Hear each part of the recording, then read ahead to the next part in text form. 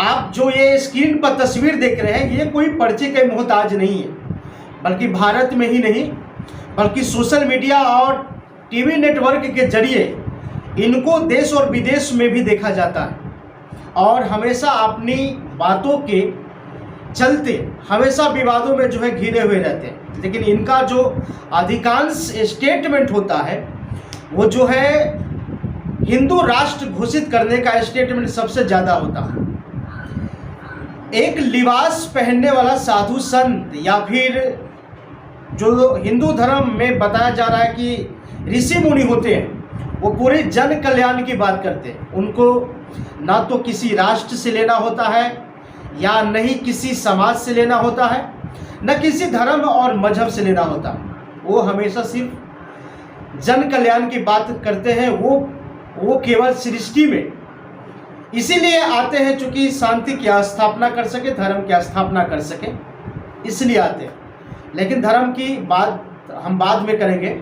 लेकिन इस समय इनका एक ठो प्रोग्राम होने वाला है बिहार में, और ये जो है बिहार में 13 मई को जो है पटना आने वाले हैं एक प्रोग्राम में।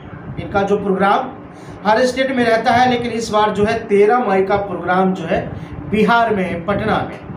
लेकिन जानते हैं इनको 13 मई को पटना में आने पर रोक लगा दिया गया है। क्यों रोक लगा दिया गया है? क्या धीरेन्द्र शास्त्री को पटना आने में आखिर किसका नुकसान और किसका बेनिफिट, आखिर क्यों लगा दिया गया है? धीरेन्द्र शास्त्री ऐसा क्या बोलने वाले हैं जो बिहार में इनको रोक लग रहा है? अब चलिए आगे की ओर आपको बताने की कोशिश कर रहा हूं। बिहार में जो है जिस प्रकार से राजनीति का माहौल होता है, वो कहीं ना कहीं किसी भी इफेक्ट पर जो है राजनीतिक जाकर के सटीक बैठ जाते हैं। ठीक उसी प्रकार से धीरेन्द्र शास्त्री के ऊपर इस बार राजनीतिक जो है जाकर के टिक रहा है।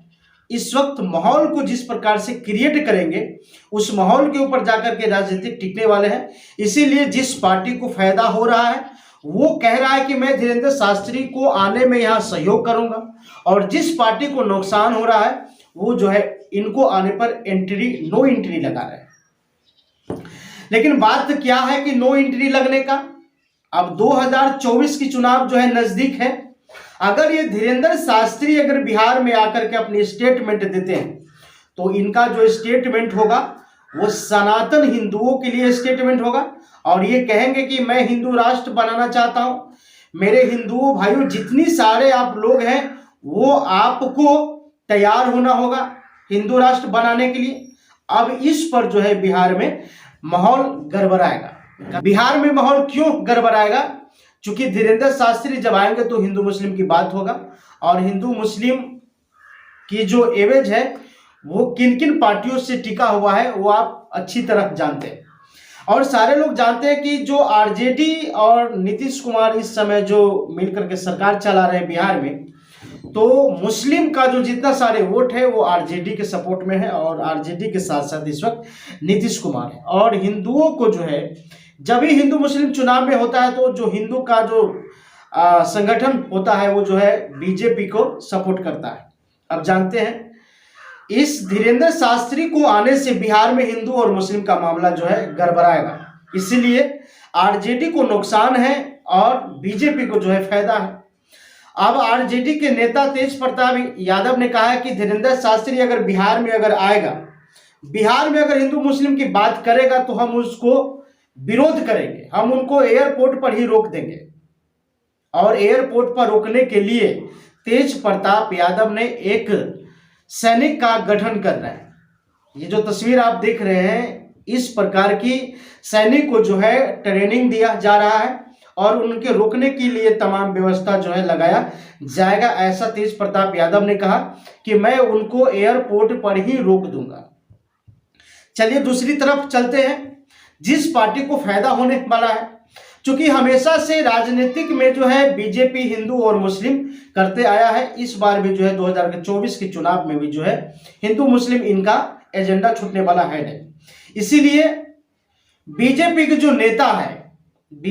जो नेता है गिरिराज सिंह, उसने लगातार मीडिया में आकर के स्टेटमेंट दे रहा है कि अगर हमारे हिंदू धर्म के गुरुओं को अगर इस प्रकार से बिहार में रोका गया तो उनके सपोर्ट में हम लोग जैसे खड़े होंगे, ऐसा गिरिराज सिंह कहते हैं। मीडिया में आकर के जो है गिरिराज सिंह कहते हैं कि ऐसे हमारे हिंदुओं धर्म गुरुओं को अगर आकर के इस प्रकार अगर रोका जाएगा तो इनके सपोर्ट में हम लोग जैसे जो है खड़े होंगे। अब देख लीजिए ये क्या होगा माहौल। आरजेडी के नेता रोक रहे हैं और बीजेपी के नेता इनके सपोर्ट में खड़े हो रहे हैं।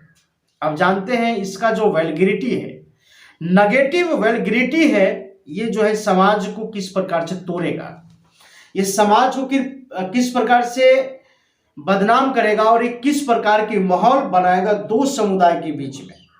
अब हिंदू और मुस्लिम के समुदाय के बीच जो ये माहौल क्रिएट होगा, इस क्रिएट में जो है कहीं ना कहीं बीजेपी वाले जो है पूरा इलेक्शन में जो है छक्का मारेंगे।